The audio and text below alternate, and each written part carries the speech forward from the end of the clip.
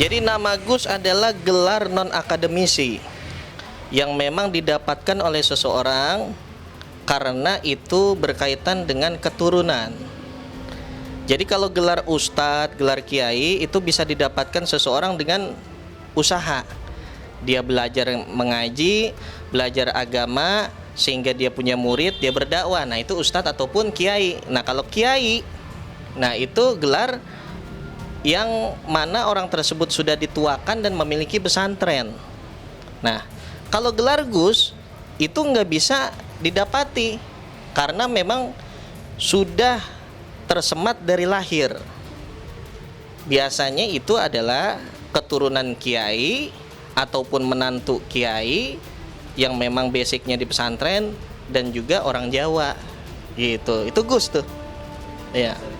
Jadi masing-masing daerah itu kan ada panggilan yang mana ini panggilan kehormatan untuk keturunan ulama biasanya. Seumpama di Jawa itu keturunan ulama dari kiai adalah panggilannya Gus Dur, ya kan, Kiai Haji Abdurrahman Wahid, anak dan cucu daripada ulama besar. Nah, kemudian dari Madura itu biasanya Lora. Dari mana tuh? Aceh ya, Tengku, ada yang Buya gitu. Nah, ini masing-masing daerah punya panggilan yang memang keturunan ulama. Tapi kalau keturunannya itu berkaitan dengan keturunan sultan ataupun kerajaan, beda-beda lagi. Kayak di Banten, itu keturunan terahnya Sultan Hasanuddin. Nah, itu Tubagus. Kalau di Jawa Raden, di Betawi juga ada kayak gitu, cuman nggak masyhur kayak di daerah, ya. Kemudian di Cirebon, Elang. Nah, itu panggilan yang punya keturunan darah biru kalau kata kita. Ada Tubagus, Al-Bantani itu dari Banten. Tapi kalau ulamanya, itu biasanya yang dari Jawa, itu Gus. Satu, orang Islam itu diwajibkan untuk berhati-hati dalam segala hal, baik memanggil maupun ketika dipanggil. Jadi kita harus punya tolak ukur tersendiri, kapasitas sendiri ketika kita memanggil seseorang, yang mana kita harus tahu kapasitas orang tersebut apa gitu.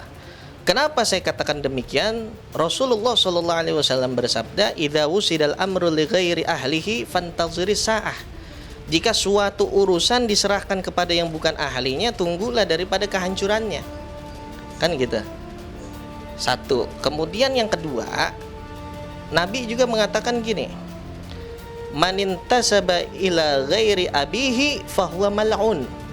Barang siapa yang bernasab kepada yang bukan ayahnya, maka dia dilaknat.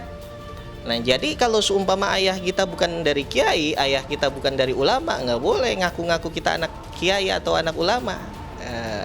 Gitu. Begini, Gus itu yang saya katakan adalah anak kiai yang memang memperdalam ilmu agama, asalnya dari Jawa, lingkupnya adalah lingkungan pesantren. Sangat disayangkan tatkala seseorang mengaku Gus, ternyata untuk melafalkan daripada ayat Quran yang notabene itu pendek, ya boleh dikatakan anak SD juga hafal kan gitu. Ya kan, surat An-Nas itu kan kok bisa ketukar dengan ayat yang lainnya. Nah, itu menurut saya fatal kayak begitu.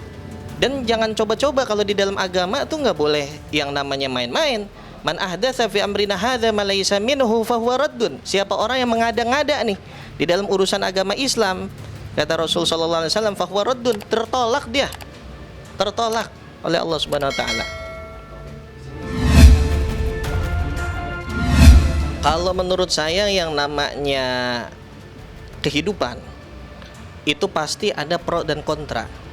Begitupun dengan usaha yang dilakukan Marcel. Ada pro, ada kontra gitu. Jadi untuk yang mendukung Marcel ada, untuk yang oposisi dengan Marcel juga ada. Nah, berarti kan pembela dukun yang oposisi ini kan. Nah, kemudian yang mendukung Marcel dalam hal membongkar trik, nah, itu adalah yang dibongkar adalah trik oknum dukun gitu. Jadi nggak semua dukun itu dalam tanda kutip negatif. namun ada yang betulnya ada. Nah, ini yang dibongkar siapa? Oknum dukun. Semua kita nih profesi ada oknum, ya nggak? Ada oknum pengacara, ada oknum ustadz, oknum dukun juga ada. Semuanya ada oknumnya. Yang dilakukan oleh Marcel. Kalau ulama juga seperti itu. Ada yang mendukung, ada yang tidak. Nah, kalau saya melihatnya, apa yang dilakukan oleh pesulap merah Marcel itu baik.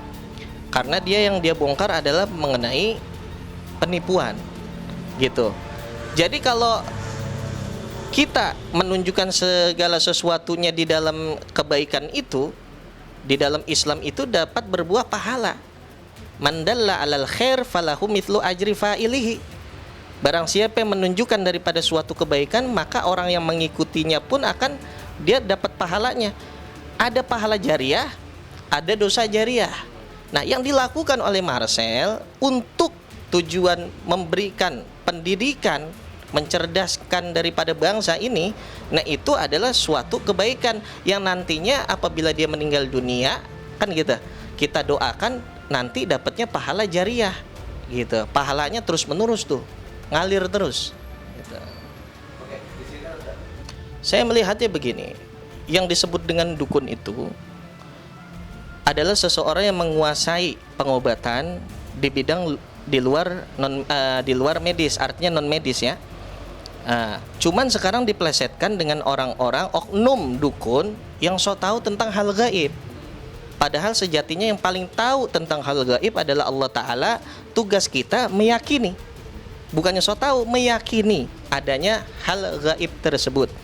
Nah, kalau berbicara mengenai pasalnya secara hukum konvensional, memang dukun itu diatur, ya, ada pasal-pasalnya, dan juga memang harus punya izin terlebih dahulu. Namun jangan sampai lupa, ada pasal yang melarang seseorang memperjualbelikan jimat, gitu. Di antaranya di dalam pasal 546 KUH pidana. Nah, itu ada ancaman yang namanya pidana kurungan 3 bulan kalau nggak salah, ya. Nah, itu di situ diatur tuh pasal-pasal itu. Menjadi orang yang meramal itu ada pidananya juga. Tinggal nanti tergantung bagaimana pembuktiannya. Karena barang siapa yang memperjualbelikan jimat ataupun barang yang dianggap gaib, itu pidana gitu.